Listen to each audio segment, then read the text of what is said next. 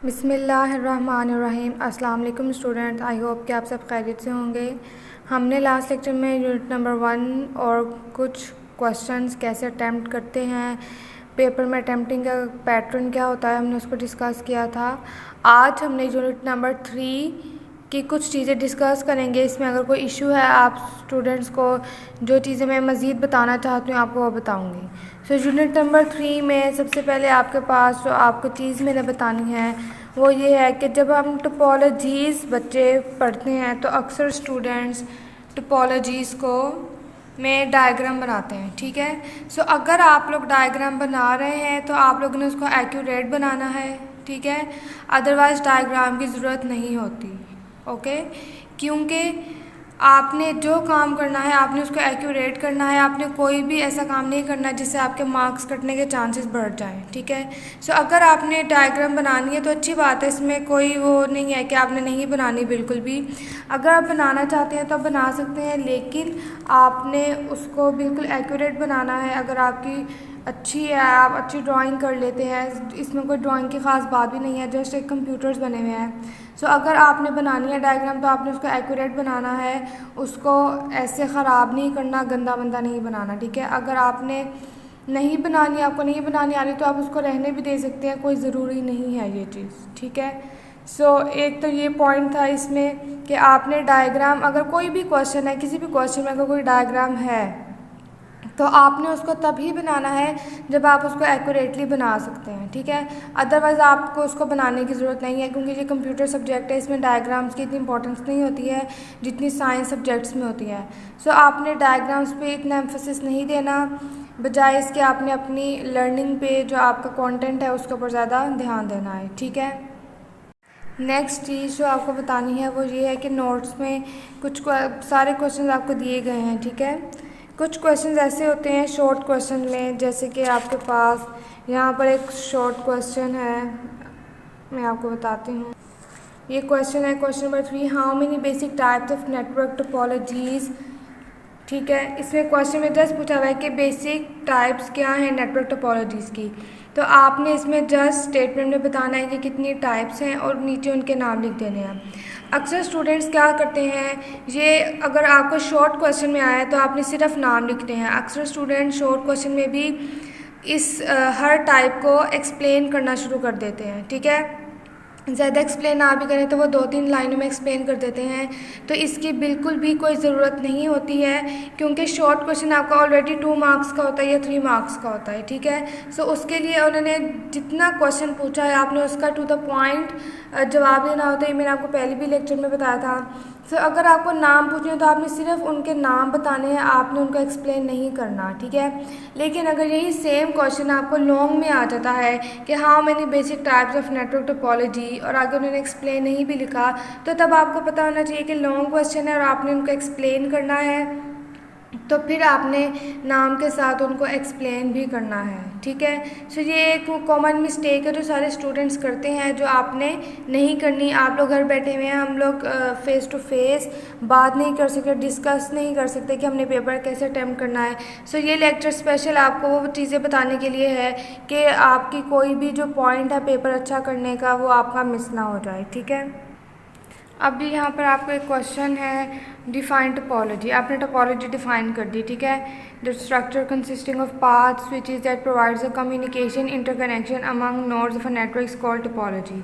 अगर आप चाहें तो नीचे ये भी बता सकते हैं कि topologies are of basic 4 types और उनके नाम बता देंगे तो आपका शॉर्ट क्वेश्चन मज़ीद बेहतर हो जाएगा। ठीक है, सो ये छोटी छोटी चीज़ें हैं जिनका आपने ख्याल रखना है, जिनका आपने ख़ुद बहुत ज़्यादा बेहतर बनाना है।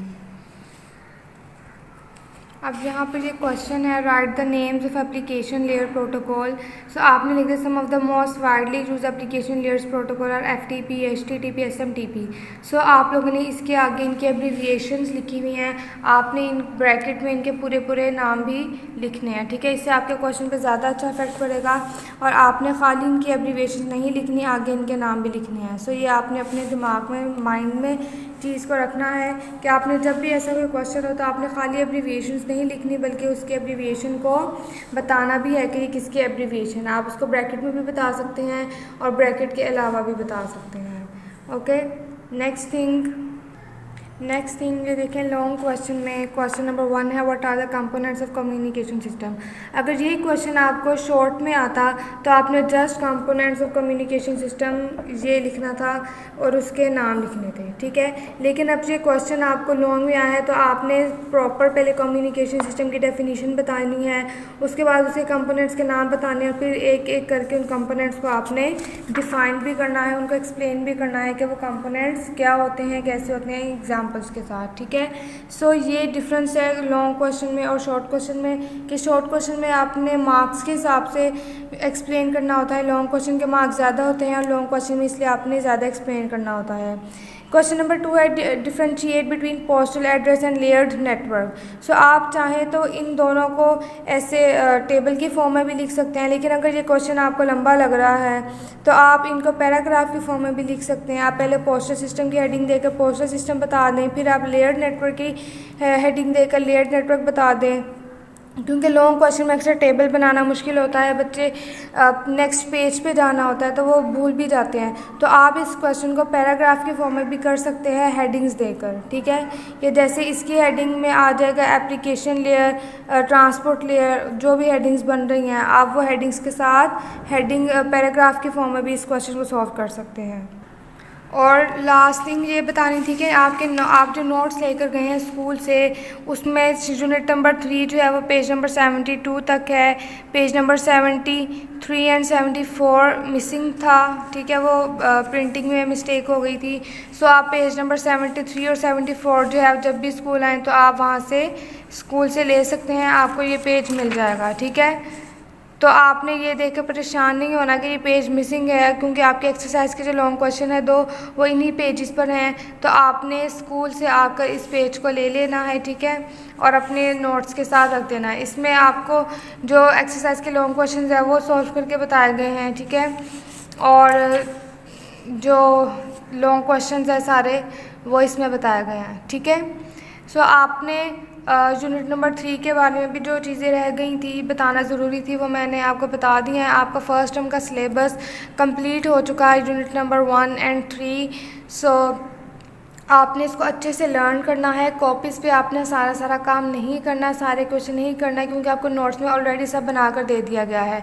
जो क्वेश्चन मैं आपको बताऊंगी आपने जस्ट वही अपनी कॉपी पर नोट डाउन करना है, ठीक है, और आपने अच्छे से लर्निंग करनी है। आई होप कि आप जो टेस्ट पैक दिया गया है वो टेस्ट भी आप यूनिट नंबर 1 का अच्छे से करेंगे और जल्दी आपको यूनिट नंबर 3 के भी टेस्ट दे दिए जाएंगे इंशाल्लाह। सो आपने यूनिट नंबर 3 को भी अच्छे से प्रिपेयर कर लें। अब हम इंशाल्लाह नेक्स्ट लेक्चर में मिलेंगे, तब तक आप सब अपना ख्याल रखिएगा। अल्लाह हाफिज़।